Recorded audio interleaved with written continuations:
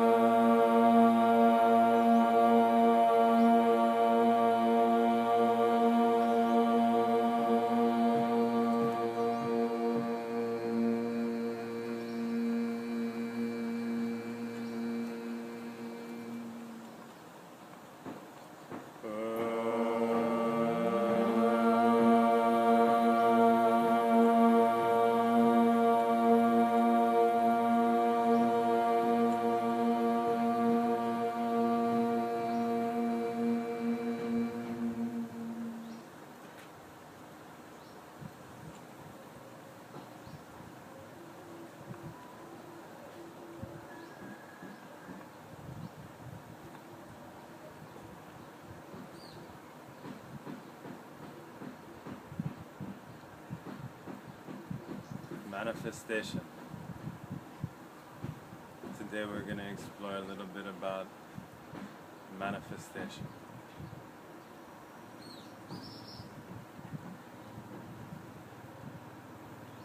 And the first thing is, of course, all of life is manifestation.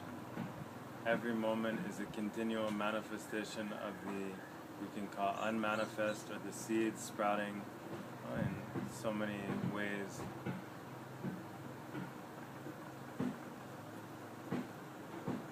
But often as humans we want to think about manifestation as controlling.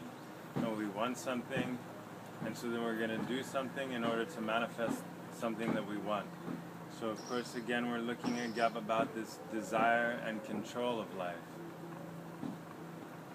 We want to be all-powerful, like we're the kings of life and creation. And oftentimes we may even have some beautiful intention, or some noble cause that we want to manifest. But it's still the I that has some desire or has some want or perceived need that then wants to control and have a certain outcome. So it's, again, a goal-oriented relationship with life.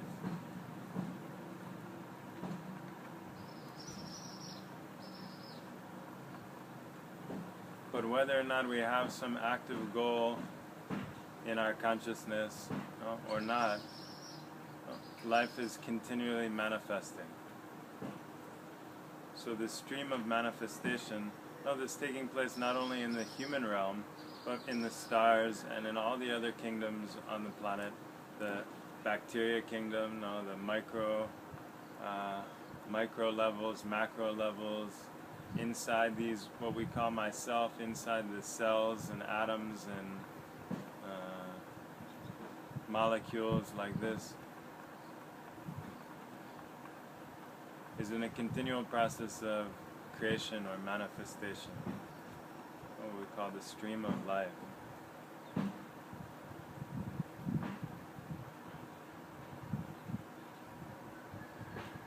So the question is really, how are we using our instruments? Or what songs are we playing on our instruments? And by our instruments we're talking like this particular human body framework, also our vital body, which is including our energy, like our willpower, our patience, and including our, the Shakti that we call, all this energy of, that moves the body and moves our mind and will and breath, as well as the emotional body and all of the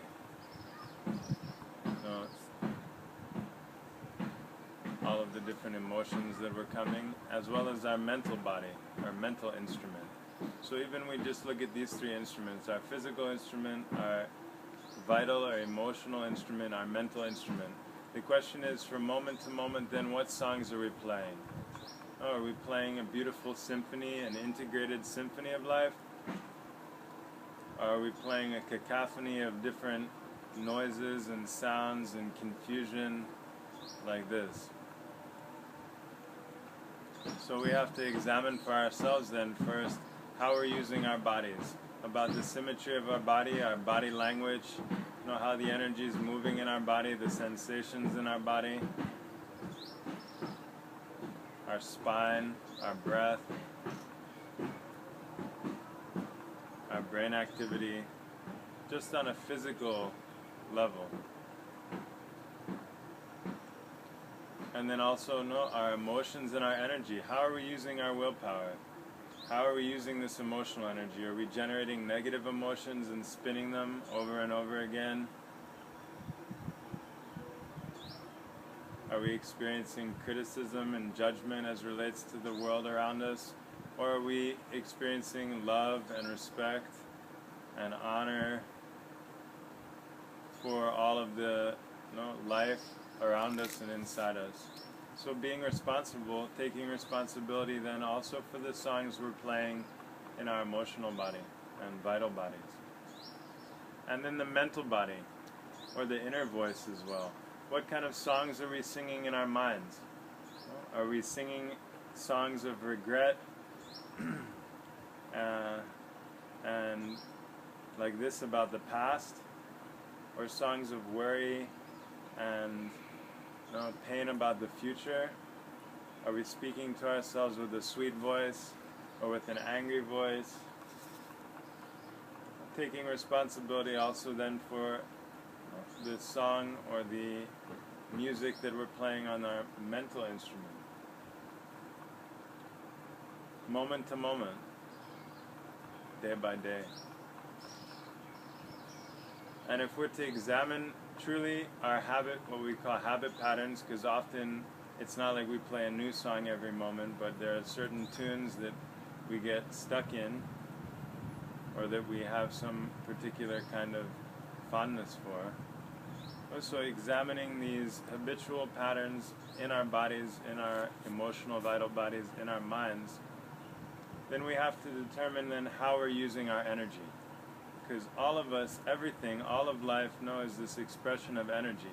Having a certain quality or quantity of energy is used to create something. So the seed has to have, not only does it have this pattern and contains the everything, but it needs to have enough energy in order to engage in this process of manifestation, of sprouting, and then growing, and then leaving and flowering and fruiting. Without sufficient energy, then it just remains a seed. So it's also about what we call the economy of energy.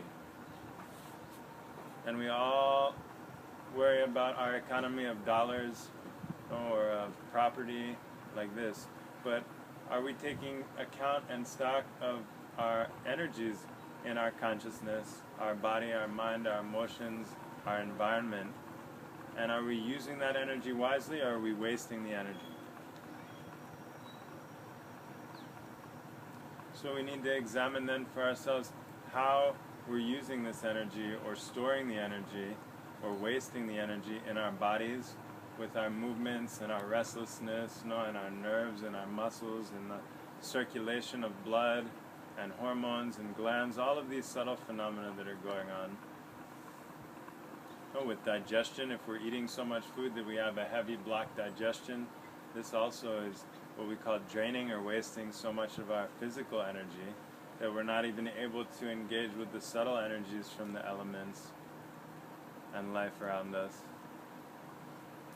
And then emotionally, vitally, how much of our energy are we wasting through these negative emotion patterns and these kind of critical judgments about ourselves and about others and about our environment? Taking responsibility also for the way that we're using the energy. And then mentally as well, of course. Are we wasting our energy dancing in the graveyard of the past? Or with this, again, inner criticism and negativity Oh, that's draining our energy. Talking incessantly, listening, all kinds of sensory stimulation, oh, that are using up our precious energy. Because without enough precious energy, then never will we be able to blossom all of these inner qualities and inner seeds that are in our hearts and in our whole body, all the chakras. No, we need to contain sufficient amount of energy for that blossoming. But if we're continually spilling it out and a little bit of energy comes in, we're already spilling it day after day, year after year in these patterns, then we will never have enough energy for this manifestation. So first stage is just to take count for how we're using our energy. Energy management, our own personal consciousness, not just our bank accounts and our loans and our mortgages and our car payments like this, that we're always so focused on saving a little bit of money for this or like this. No, but our real body, our real being, our real energy then, learning to manage our energy, and this is yoga. This is the meditation. So first just taking count, how have I been using my energy? Physically, vitally, emotionally, mentally. And then starting to find ways to store and save the energy, accumulate, what we call concentration. Concentrating the energy physically, whether it's through asana practice or through stillness or through creative movement, in our bones, in our fingers, in our nerves, learning how to gather the energy in the spine and move it up the spine, even using things like blood and circulation through the breathing, in order to be able to contain this cosmic energies just in our physical frame. And then of course in the vital frame, through the breath, through the nerves as well, being able to store this energy through also our love, our heart center, and our ways of relating to ourselves first, and then all of the relationships we have with other humans, but not only being caught thinking about this human world, but how we relate to everything around us. The elements, the other species on the planet, so many infinite levels and dimensions, the colors. There's so many relationships, not just like our parents, our friends, our enemies, our Facebook friends, like this, but really awakening to the wholeness in our day-to-day vital bodies, emotional bodies. And then our mental energy, how to store the energy in the mind through concentration of the mind. So instead of the mind running, jumping from this out to that one and then back to this one and to that one uncontrollably in a million directions, keeping it in one place for a moment. Concentrating the energy so that then when it moves so directly and with so much power behind it, how could life possibly resist? Also because it's moving as oneness with life, not running against the current. And attached with the mind is our speech then. Now, how are we using our energy talking? Are we complaining? Are our voices sweet? Are we talking too much? So through the practice of silence and deep listening to life, moving around us, inside us, and also the energy in our senses. How are we using our senses, our eyes? Are we reaching and grabbing and desiring and jealous with our eyes? Are our eyes embracing reality and kissing and hugging and thanking life? And our ears and our feeling and our smelling, all of our senses then.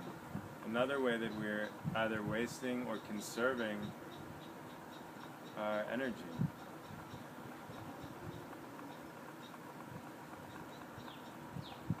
So first by taking stock of our energy, second by learning to conserve our energy and build it up, then naturally by building up the energy, it starts to purify our consciousness. It starts to burn away, because this energy is like the fire, what we call tapas. It's the heat, that when we're sitting in meditation, so much fire is building, it's so uncomfortable, we can hardly contain the body from jumping out, or screaming, or the mind from going like this. Then that starts to burn away a lot of this accumulated tension and blockages, purifying our consciousness so that instead of just desiring and jumping from this one to that one, we're able to see more clearly the path, understand more deeply the unfolding. Like the flower, not questioning which petal goes first, or should I do it today or tomorrow, maybe it's better this way or that way. No, but just naturally trusting and opening and moving forward, not even forward, just being. Just the being presence. And there's sufficient energy to manifest that presence of our being from moment to moment. Never expecting that this moment will be like this, the next moment like that. Not with this kind of cunning planning, like we're going to control life and outsmart life to get what we want by taking it from someone else. So, along with this process of concentrating the energy comes the purification that allows us to see clearly. And in this seeing is what we call the instantaneous manifestation, because we have the energy is there moving and we're seeing clearly, and then everything is naturally taking shape. Not through this sense of planting seeds of desire.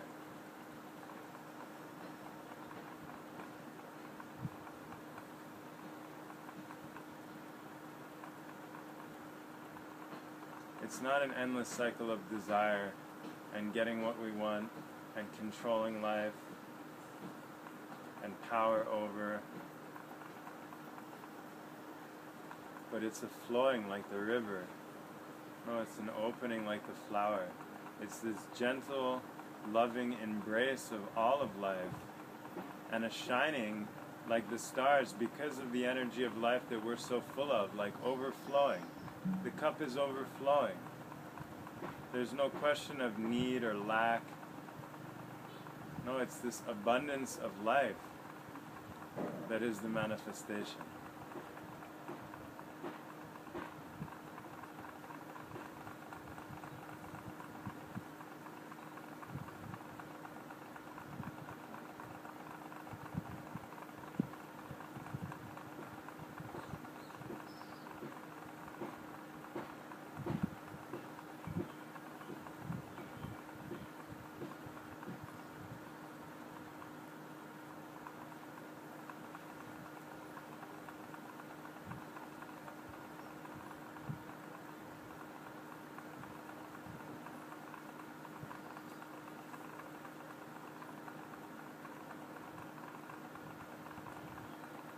So it's not by fighting with ourselves or fighting with life or our environment or the people around us, but by honoring, deeply honoring life in its wholeness, not just our preferences in this moment,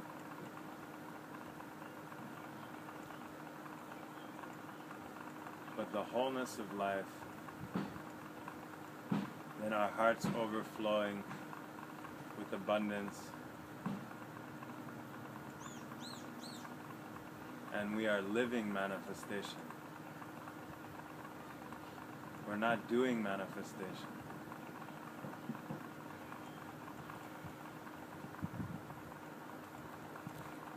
Each breath becomes an infinite manifestation.